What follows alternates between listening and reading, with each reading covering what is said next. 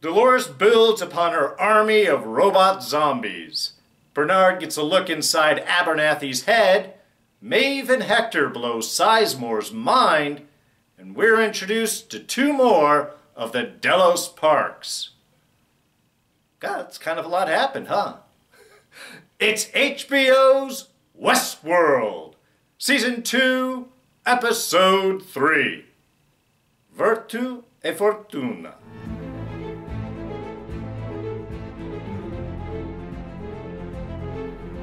Hey everyone, D here, and welcome to this week's review of Westworld. So yes, as usual, lots of spoilers ahead.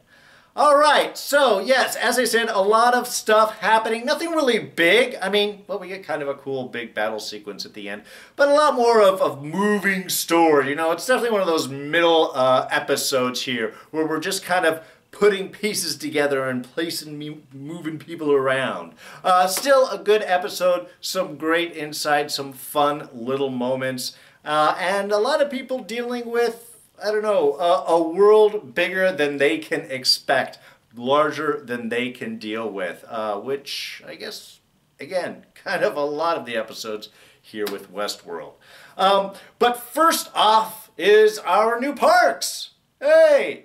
India World, or Colonial World, I guess. There seems to be an 1800s theme that we have going on right now between Westworld and our second park here, which seems to be based on colonial India. So, again, just sort of an interesting time period. When we look back, it's like, oh, this is the romanticized time. I mean, sure, you have trains, so you have some technology, but you are still dealing with a lot of old school actions, not really cars, no type of larger transport. So I guess this is kind of an easy romanticized time. But we are introduced here to Grace, a new character who I'm expecting we're going to see a bit more of. A guest, but a very particular guest, one that doesn't seem to really want the company of the hosts, which is sort of a new thing. No, her connection with Nicholas there, really making sure that he is human and not a host, to the point of shooting him, just to be sure. Did put a hole in, so I'm assuming, I don't know, it's electric, like a stun pistol or something like that. That would be my guess. An interesting way to woo a guest. But so we have our two humans that are venturing out into the corner edge of the park, and this is basically, through Grace, we are seeing how this whole virus, as it were, the awakening, is starting to spread. It looks like starting from Westworld and spreading out to the park. Didn't seem to have any issues while they were there in the kind of central area of India land. But when they purposely said hunting out bagels is about by the edge of the park, that seemed to be where it was that they were going. And of course, the sign that something is going wrong, the motto, these violent delights have violent ends. Very appropriate. Also, I mean, and this is how we are sort of framing this revolution of Dolores's, is that these violent delights coming here to Westworld, coming to these parks, indulging in your dark human fantasies, will have these violent ends. Certainly a violent end for Nicholas. He didn't last that long. Basically served his purpose. What we're seeing here is Grace is a smart character. She is already noticing that something's wrong as soon as they're there. Nicholas is just wanting to get in her pants and sort of pays the price, dismissing what is not right in the world around him. So he serves his purpose and he gets taken out. I'm fine with that. Love Grace fighting back. But honestly, my favorite part of that is being chased by the tiger. Okay, she shoots the tiger, wounds it, keeps going, but she gets to the edge of the park. She gets to the dividing line, and she keeps, what I love is she runs past it and keeps going. She already suspects that something is very wrong with all of this, so she doesn't like stop at the borderline, is like, okay, well, I'm on the other side of this electronic fence here, and we all know the host can't come back that, so I'm perfectly fine. She doesn't do it. She doesn't pause. She doesn't look back. She passes the line and keeps going over the edge, heading down towards the bluffs there, continuing to move as far and as fast as she can. Because yes, of course, the tiger's going to keep chasing her. And she may or may not know that, but the fact that she followed that particular instinct, I really enjoyed. So, yes, final shot of the tiger. They both go over the edge into the water, which leads to the tiger discovery that we saw way back in episode 1 about some of these animals not going this far, not crossing the lines of the park. And then, of course, we have Grace pulling herself up onto the shore and running straight on into the Ghost Nation. So, yeah, she will still have a few more adventures ahead in her life. Then we have our trio of Maeve, Hector, and Sizemore. And I just love how cute Sizemore's looking. Like a total dork being dragged behind two badasses. Just a hilarious, great opening scene. But of course, Maeve has her own history with the Ghost Nation. And I love that little moment that we had there when she sees them and gets that sort of flashback of the danger they present, of course, going back to them being very important for the narrative with her and her daughter. So there's definitely that you know, the downsides and plus sides of having access to all your memory. Sometimes they can be a bit traumatic for you. So that was a nice little scene and moment there. But of course, good that Hector speaks the language. Always nice to have a badass like that around.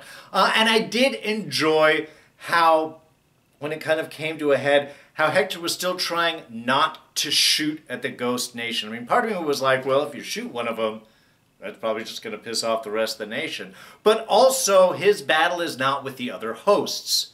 It's with the humans. The fact that he's not trying to kill them. He's not trying to create those issues. This is sort of a character change for him, which I thought was great.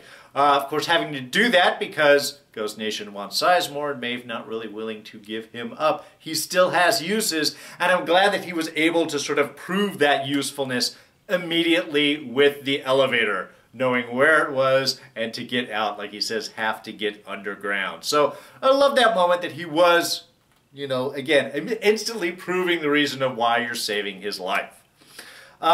But we have a few other interesting little moments here with Sizemore and our pair.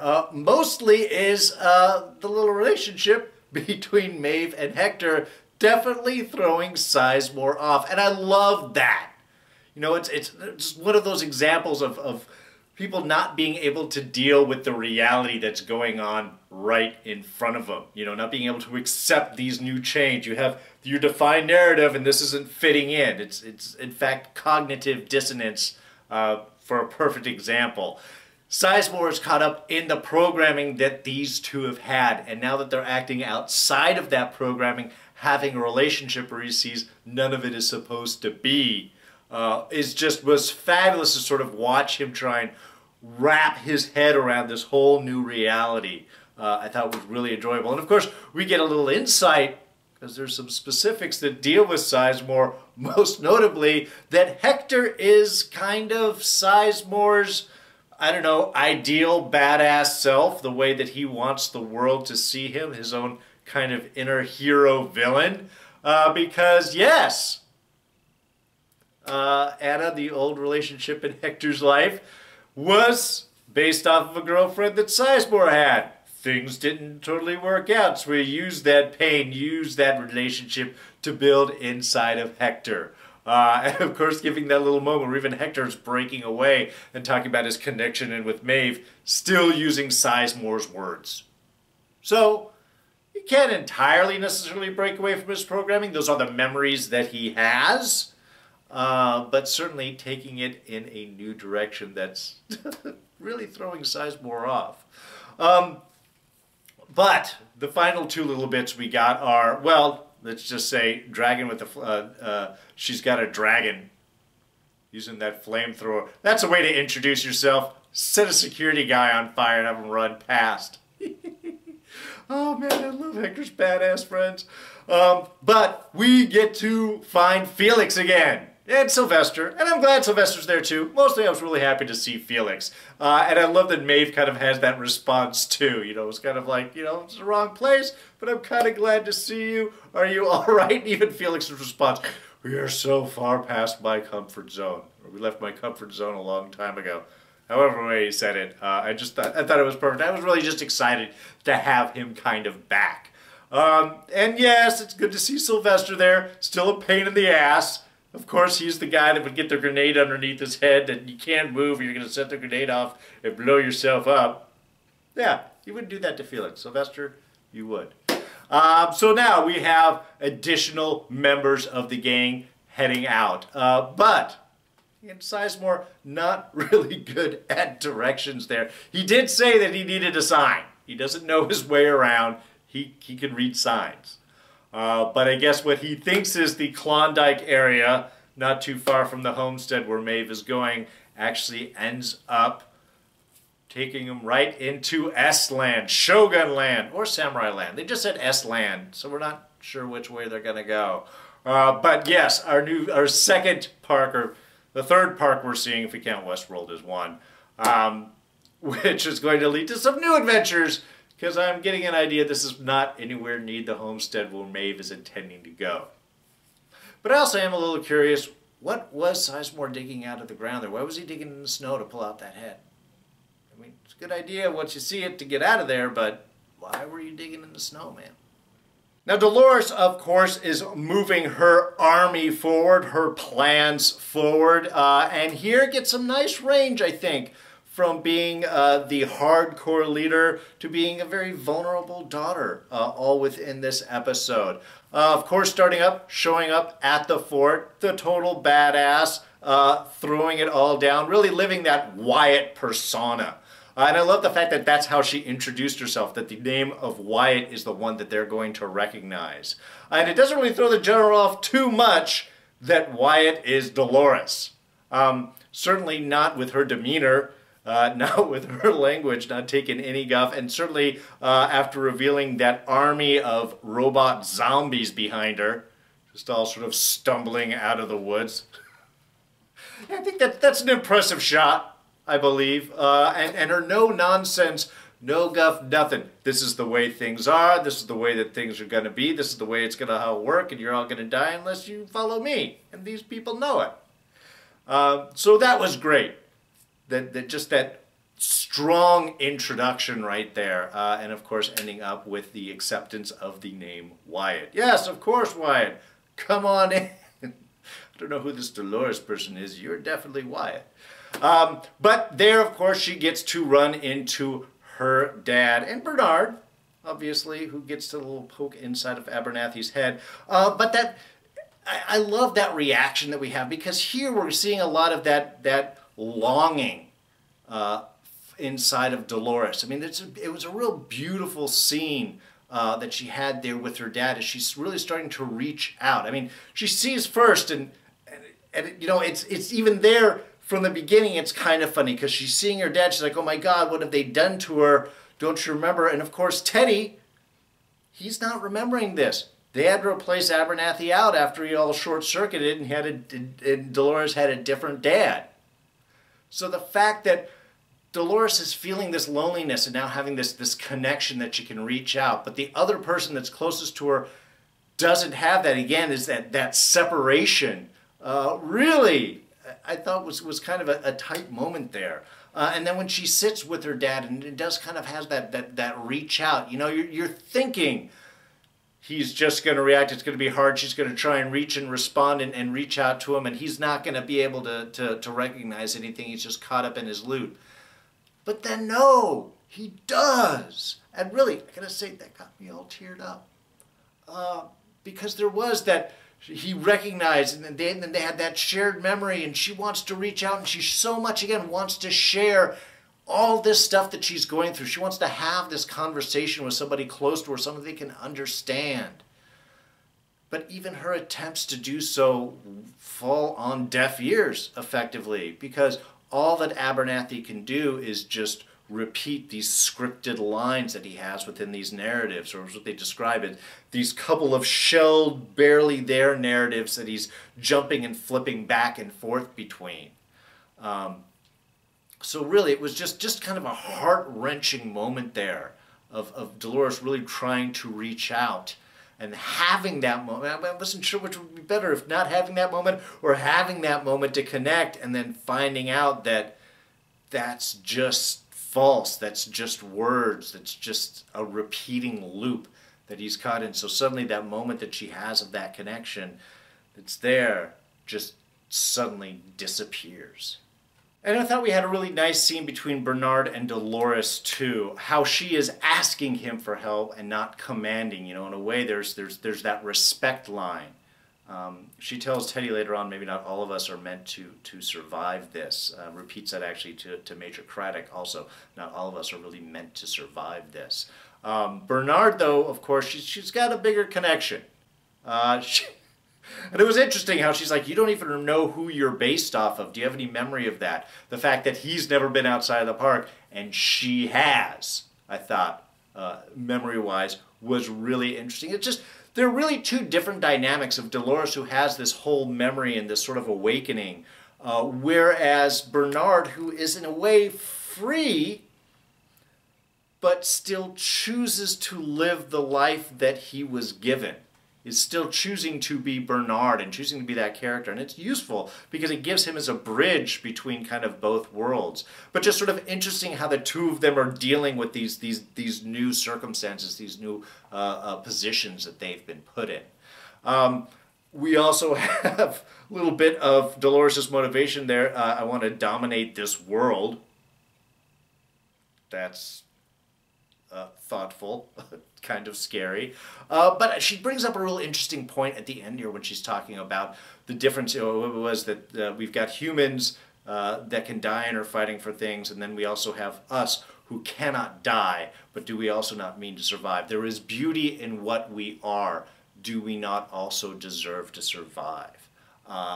Really, I think kind of a super poignant, that's almost Westworld in a nutshell right there.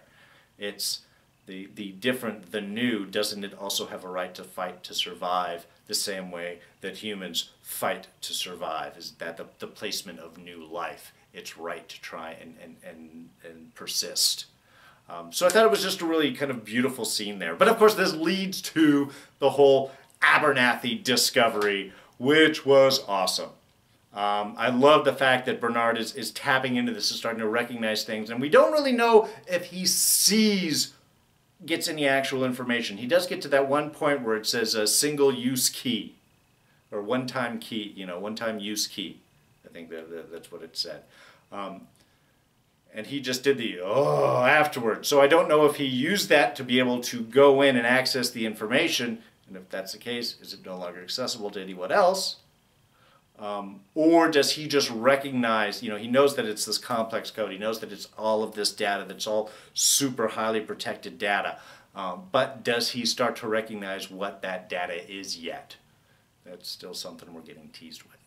And then, of course, the big fight, which was nice, that was cool, definitely love seeing Charlotte. Charlotte Hale she takes no guff from no one, she doesn't let anything push her aside, she just finally gets in there, walks to the underground. It's just like, great, I need your men and I need your armor. Get it on, give me a gun, and we're back out.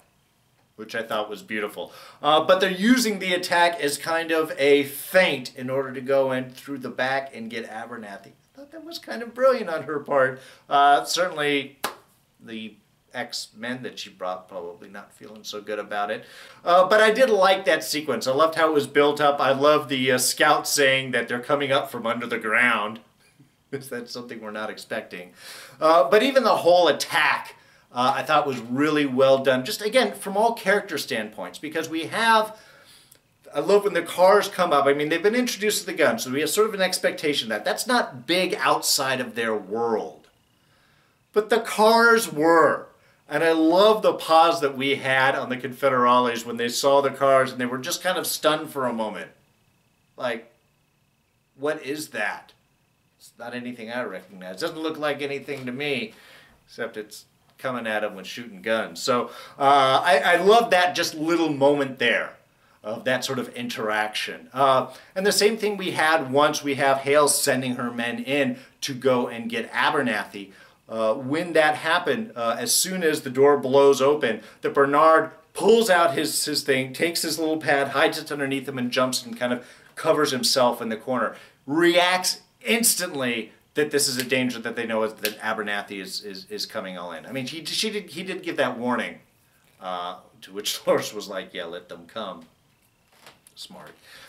So, I mean, again, I love that kind of character reaction part from Bernard's section. Then, of course, we have Dolores going all Terminator when she sees Dad getting brought out the back. Just goes after, blam, blam, blam, shot in the shoulder, still, blam, blam, shot the other side, blam, blam, blam. That was just, I mean, it was perfect, because she had that total look of determination on her face. Didn't matter anything that was going on, she was going to get her dad. I mean, it's her dad, and I also think that she understands that there's really valuable information in there. And then, of course, we had the sacrifice for all the Confederales. Why? Because Dolores needed to bring them in. And I think it's kind of an interesting point, because as much as Major Craddock, gets upset about that, and of course so much of a waste that is, it wasn't just the shoulders that killed the Confederales, it was Dolores' other guys, all in the mask and stuff, that shot through the door. So I think that it achieves two things. One, it keeps pulling the men in so that as soon as the Delos forces, the security teams come up, they're able to hit the nitro and blow it all up and take everybody out, which was effective. But I also suspect that Dolores still has her tech guy, and she wants to kill all these guys so that she can then resurrect them, and that pulls them into her army, into her zombie army. She wasn't going to bring Craddock there, getting him to go get executed by Teddy, which was an odd ending, I have to say. Because asking Teddy to do it seems very out of character. From Teddy's standpoint, he's the hero in all of his narratives. He is the good guy. Having him go out and execute people really seems against that. So that they had that sense of conflict totally makes sense. That Teddy ends up letting them go, also that totally makes sense. Dolores, however, seemed disappointed, which kind of surprised me. She should know that that's not within Teddy's character. It's not within his makeup. Now, maybe she is hoping that he can break through his narrative, his sense of self. But even by choice, he may choose to be that type of person. And this, of course, is setting up our conflict between Teddy and Dolores. I know, we got through the whole battle, and yet we did not talk about our Scene of the Week! Because that's actually came in much earlier on in the episode. It is when Charlotte and Bernard go to get Abernathy from Rebus's gang. There were a lot of great scenes in this episode, a lot of powerful ones. This one kind of just stuck with me afterwards, and it sort of made me laugh. I mean, first off, David Ogg, who plays Rebus, plays Simon in The Walking Dead, so I already kind of love seeing his character. But it starts out, of course, with Rebus having all of the rich guests as his prisoners, about to sell them off like slaves, and is even looking down to picking like one girl. You're kind of cute, I think I'll go and stick you with me and you'll see if you earn your money. So it's such a reversal from where the guests normally are in position, working the hosts, to now the hosts are kind of working the guests as slaves. I just thought that it was a sort of a funny start off. Then, of course, we got to see a little badass Bernard there with the rock action, boom, taking out Rebus, and then reprograms him to be a noble gunslinger, an excellent shot, purest of hearts, so that he comes back and goes and releases everyone, shoots the Confederales that are coming up, and then honestly, at the very end there, runs off after the very girl who had frightened and say that he was going to enslave her, now running off saying, "No, you'll need a guide, I will protect you." It was just such a fun little bit. It made me smile, and then of course we get to see Charlotte, I don't know, self-preservation. She takes off and leaves Bernard, and then of course that gets Bernard and Abernathy with the Confederales, which is how they meet up with Dolores at the fort. Alright, well I think that pretty much wraps things up. Just a couple little pieces of news. One, Westworld has been renewed for Season 3. already. So, yay, more to look forward to. Now, they do know that they're not going to be able to do this every year. What they're expecting is it's going to be about a year and a half in between seasons. So that means late 2019, early 2020 probably is when we will see season 3. And in sort of an equality yay moment, our 2 female leads, Evan Rachel Wood and Tandy Newton, are getting equal pay to their male counterparts. Which makes sense because they're kind of the leads in this show. So yeah, they should be getting at least equal pay to the men that are working in the show also. So yay, just kind of a nice moment for equality. Kind of surprising that that wasn't already the case. Anyway, so that's going to wrap us up for today. Thank you so much for joining me. And if you enjoyed this review, please go ahead and hit that like button. Thoughts, ideas, and comments, you know where to put them down in the section below. You can always catch me on Twitter and Instagram. I am at Darren Jakes. Please subscribe if you're not a subscriber. It's quick, it's easy. You click this one button, you'll catch this whole season plus Preacher coming up. We're doing Agents of S.H.I.E.L.D., Legion. Great stuff. We'll throw a couple of reviews here you can check out. All right, though, but that's going to be it for me. Thanks so much. I'm D, and I'm out of here. Catch you guys next time. Bye-bye.